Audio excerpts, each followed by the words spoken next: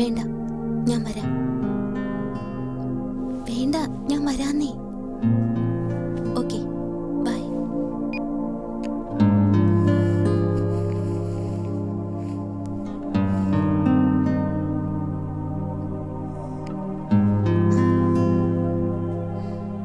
പ്രിയ, എനിക്ക് നിന്നോടൊരു കാര്യം പറയാനുണ്ട്. എനിക്കൊരു കാര്യം പറയാനുണ്ട്. വൈകുന്നേരം 4 മണിക്ക് സെയിന്റ് ആൻസ് ചർച്ചിൽ വന്നാൽ മതി. ഏയ്, കുറച്ച് കഴിഞ്ഞ് പോയാ പോരെ?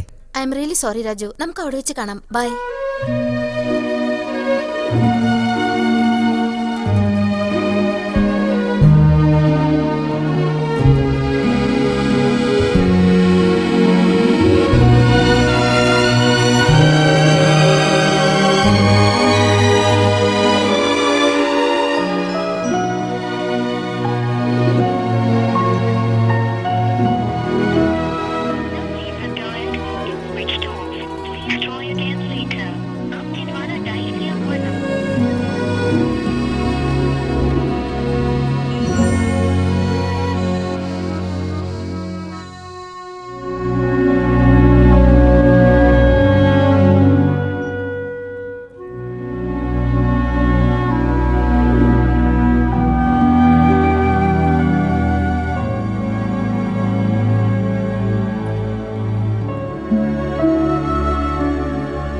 എടാ, ഇത് ഇക്കാലത്തെല്ലാം സാധാരണയാ.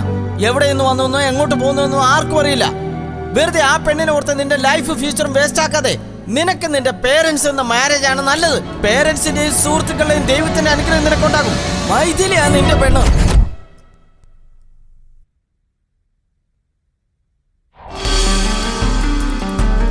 എക്സ്ക്യൂസ് മീ, എന്റെ ഫ്രണ്ട് പ്രിയ 3 ദിവസമായി റൂം നമ്പർ 304 പക്ഷെ 2 ദിവസമായിട്ട് കാണുന്നില്ല. എപ്പോഴാ കാണാൻ പറ്റുമെന്ന് പറയാമോ?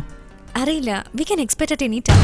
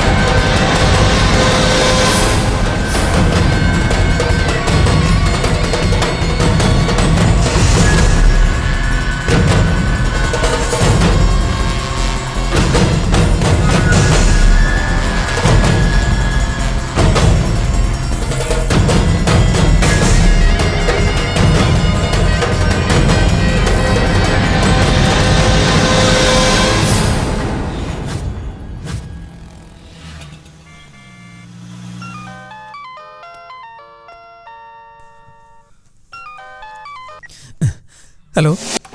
Hello Raju. Mythili. Raju, are you okay?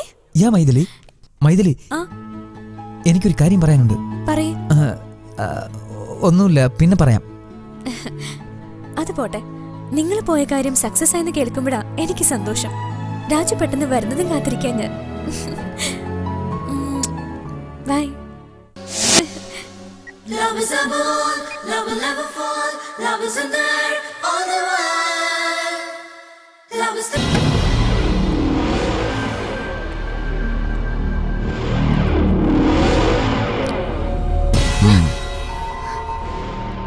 ഇനി നിനക്ക് ഒരാഴ്ച സമയം തരും. സമ്മതിച്ചാൽ നമ്മുടെ കല്യാണം നടക്കും.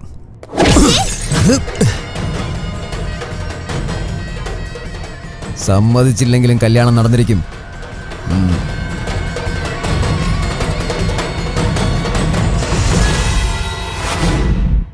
എടാ, ആ പെണ്ണ് നിനക്ക് ആരാ? എവിടെ നിന്നോ കയറി വന്ന ആ പെണ്ണിനെ കുറിച്ച് നീ എന്തിനാ ഇത്ര ആലോചിക്കണത്? നീ വിഷമിക്കാൻ വേണ്ടിയല്ലളിയാ. നിനക്ക് നിന്റെ ഭാര്യ, ജോലി, കുടുംബം ഇത് മതി. വേറെ ഒന്നിനെ കുറിച്ച് നീ ചിന്തിക്കണ്ട. ഞാൻ അങ്ങനെ തന്നെയാണ് കരുതിയിരുന്നത്. പ്രിയെ കണ്ടില്ലായിരുന്നെങ്കിൽ അവളെ കണ്ടതിന് ശേഷം ഒരു നിമിഷം പോലും സ്വസ്ഥത കിട്ടുന്നില്ല. അവൾ എന്നെ എന്തിനാ ഉപേക്ഷിച്ച് പോയെന്ന് എനിക്ക് അവളോട് ചോദിക്കണം. അതാണ് എനിക്ക് പ്രധാനം. അവൾക്ക് എന്തോ ഒരു പ്രശ്നമുണ്ട്. അതിൽ നിന്ന് അവളെ രക്ഷപ്പെടുത്തണം. ആദ്യം അവൾ എവിടെയാണെന്ന് കണ്ടുപിടിക്കണം. എന്റെ കയ്യിൽ അവളുടെ ഒരു ഫോട്ടോ ഉണ്ട്. അത് മിസ്സിംഗ് കേസിൽ പോലീസിൽ No, no, കൊടുത്താൽ no. കേസൊക്കെ ആയാലേ ന്യൂസ് മൊത്തം പബ്ലിക് അറിയും. ആ, ഒരു ഐഡിയ നിന്റെ ജീവിതം തന്നെ മാറ്റിമറിക്കും. എന്താടാ? രാത്രിയിൽ ഒരു ജുവലറിയിൽ കള്ളൻ കയറിയിട്ട് ആ കള്ളനെ കണ്ടുപിടിക്കാൻ ഒരു ഡിറ്റക്റ്റീവിനെ ഏൽപ്പിച്ചു. അവൻ ആ കള്ളനെ ഒറ്റ ദിവസം കൊണ്ട് കണ്ടുപിടിച്ചു. ആരാണവൻ?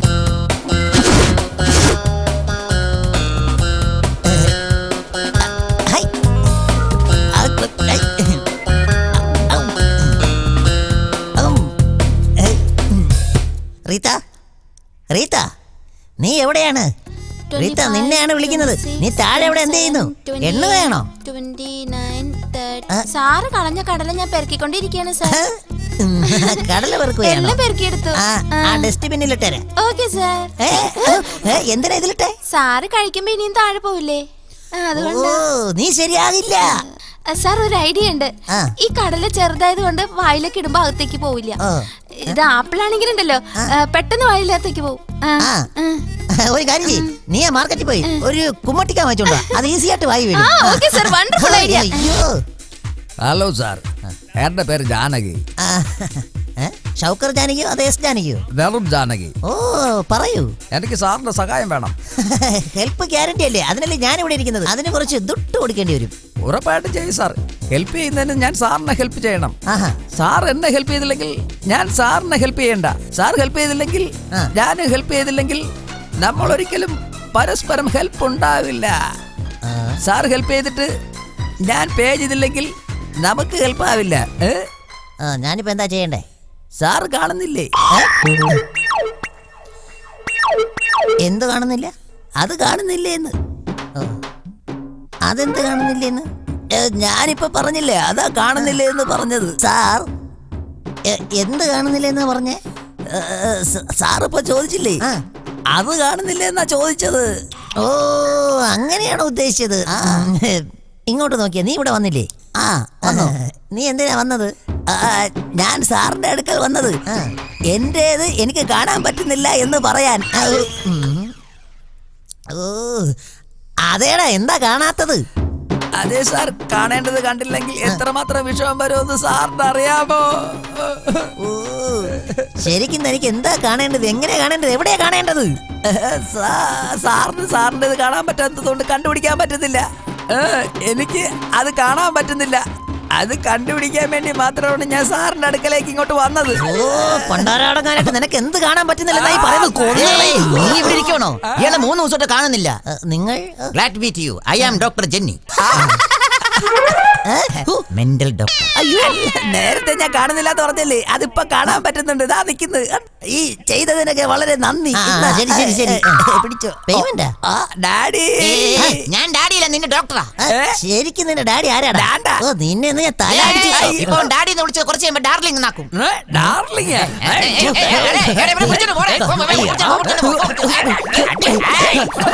അയ്യോ, മെന്റലാണോ? എന്റെ അമ്മേ. സാർ, ഇവിടെ കാണുന്നില്ല എന്ന് പറഞ്ഞല്ലോ. എന്താ സാർ, ആപ്പിളാണോ? ഇന്നാ സാർ ആപ്പിൾ. അതെ, ഈ കേസ് ഡീൽ ചെയ്യാൻ പറ്റിയ ആളാ. എന്താ പറന്നുപോയ പട്ടം കണ്ടുപിടിക്കണോന്നോ? ഇനി ഫോൺ ചെയ്താ കൊന്നോളെ.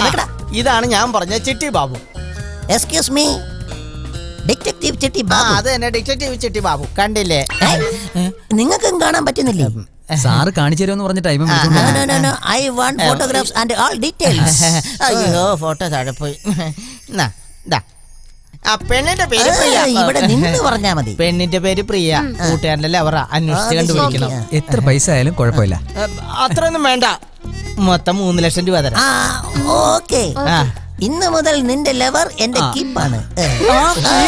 Sorry, spelling mistake. ഈ കേസ് ഞാൻ തന്നെ ഡീൽ ചെയ്യാം. അങ്ങനെ. ഓക്കെ, ശരി ശരി. Okay, bye bye. 3 ലക്ഷത്തില് പണം 2 എനിക്ക്, കിട്ടുമല്ലോ. 1 നിനക്ക്.